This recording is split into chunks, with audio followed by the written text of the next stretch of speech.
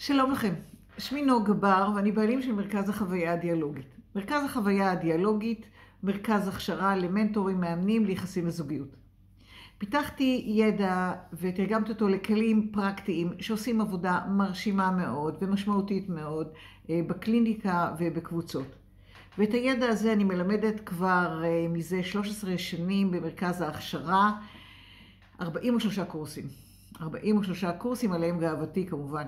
והנה אנחנו בפתח של קורס מספר 44, קורס מספר 45. זה עומד לקרות ממש אוטוטו באפריל, ב-18 באפריל וב-20 לאפריל. קורס בוקר, קורס ערב.